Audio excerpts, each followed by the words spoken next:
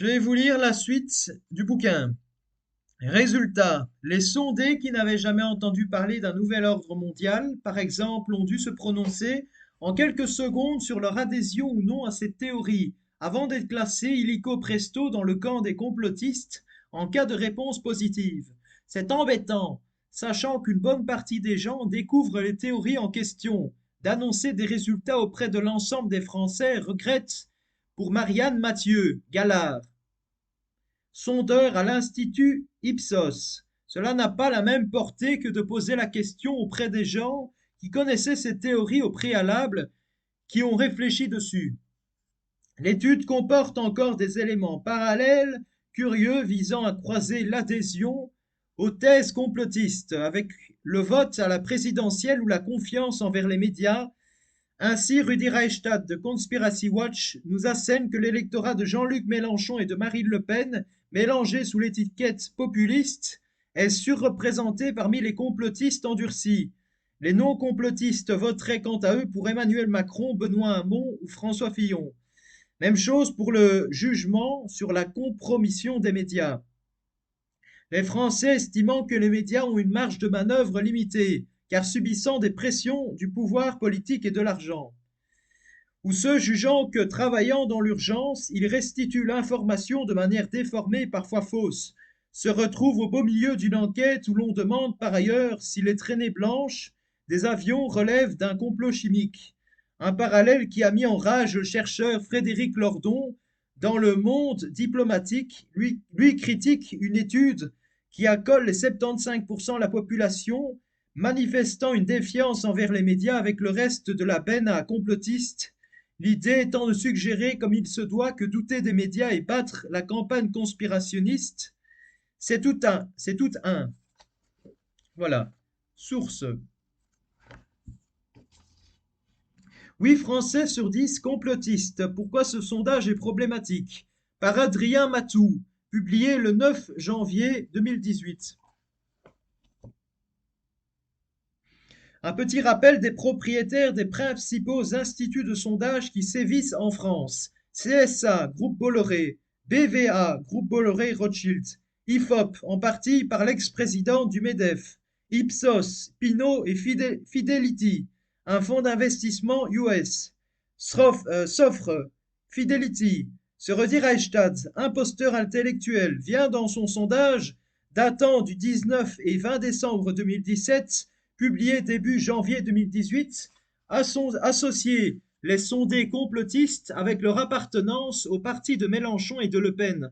Pourtant, le 23 janvier 2018, il fait diffuser un de ses documentaires sur France 3, intitulé Complotisme, les alibis de la terreur, où il explique que le complotisme est le premier palier au radicalisme. Le Figaro titre son article Quand complotisme rime avec djihadisme, le documentaire choque. Source. Quand complotisme rime avec djihadisme, le documentaire choc par Alexandre Devecchio, publié le 23 janvier 2018. Georges Benayoun et Rudi Reichstadt sont les auteurs de ce torchon. Donc pour Rudi, selon son humeur, un coup le complotisme est lié à des politiques comme Le Pen et Mélenchon, puis dans le même temps, il se contredit disant que c'est un palier vers le radicalisme du djihadisme. C'est un grand écart là. La neutralité du net ou la neutralité du réseau est un principe devant garantir l'égalité de traitement de tous les flux de données sur Internet. Ce principe exclut par exemple toute discrimination positive ou négative à l'égard de la source, de la destination et ou du contenu de l'information transmise sur le réseau.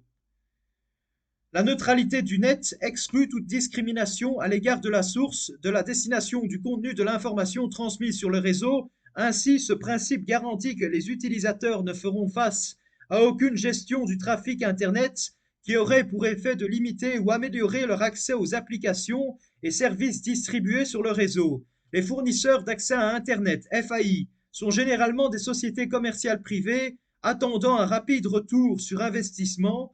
Ils sont aussi souvent producteurs de contenu, sites Internet, vente en ligne, fourniture de services vidéo à la demande, etc.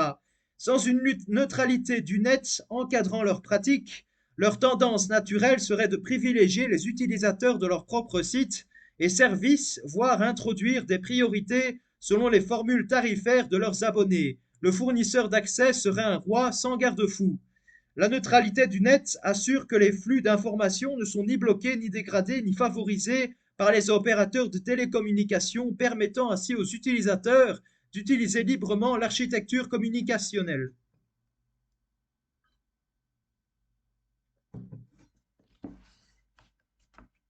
Le 11 juin 2018 marque l'entrée en vigueur de la décision de la Commission fédérale des communications mettant fin à la neutralité du réseau aux États-Unis. C'est pas note de bas de page, c'est source. Aux États-Unis, la neutralité du net prend officiellement fin. Archive sur lemonde.fr, 11 juin 2018. En septembre 2018, l'État, la Californie, rétablit ce principe fondateur d'Internet. L'administration fédérale de Donald Trump lance des poursuites judiciaires contre ces nouvelles lois protégeant la neutralité du net. D'autres États américains prévoient d'instaurer des règles de protection de la neutralité du net, malgré l'interdiction de la FCC datant de juin. Source: la Californie réinstaure la neutralité du net. L'État fédéral l'attaque en justice. Lemonde.fr, 1er octobre 2018. En avril 2019, la Chambre des représentants vote le Save the Internet Act afin de rétablir le principe de neutralité du net aboli en juin 2018. La Maison-Blanche menace de mettre son veto si ce projet de loi était approuvé par le Sénat. Source: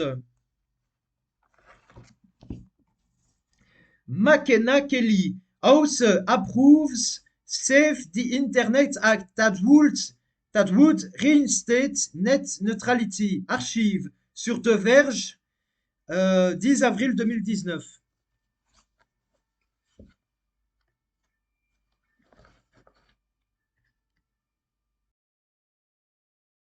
En France, la loi numéro 2016-1321 du 7 octobre 2016 pour une république numérique qui transpose le règlement européen 2015/2120 du 25 novembre 2015 établissant des mesures relatives à l'accès à Internet ouvert confie à l'Arcep la mission de protéger la neutralité de l'Internet. Article L.33-1 du Code des postes et des communications électroniques.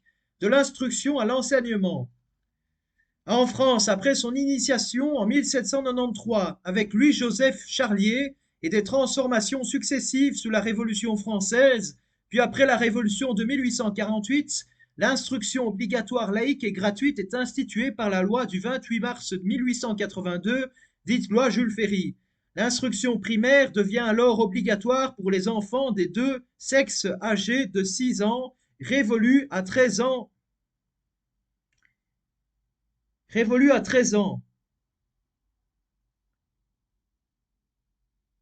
Elle peut être donnée soit dans les établissements d'instruction primaire ou secondaire, soit dans les écoles publiques ou privées, soit dans les familles par le père de famille lui-même ou par toute autre personne qu'il aura choisie.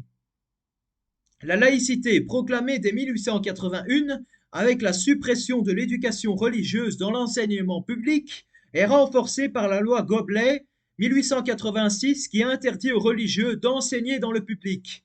La laïcité n'est toutefois pas appliquée à l'Alsace et la Moselle, annexées depuis 1871 à l'Empire allemand.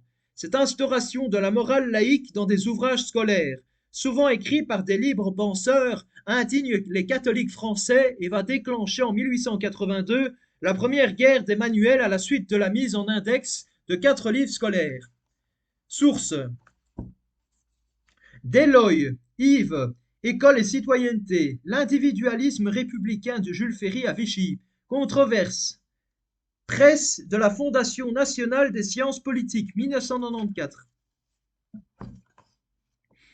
L'âge maximum de l'instruction obligatoire, fixé à 13 ans par la loi du 28 mars 1882, avait été allongé par une première étape à 14 ans par la loi du 9 août 1936.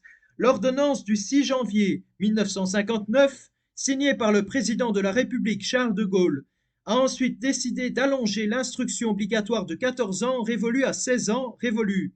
L'ordonnance prévoyait une sanction en cas de non-respect sous forme de retrait des allocations familiales. Elle a été inspirée par le plan Langevin Wallon de juin 1947 et le congrès de la FEN de 1958. L'article 1 de la loi du 28 mars 1882 précise: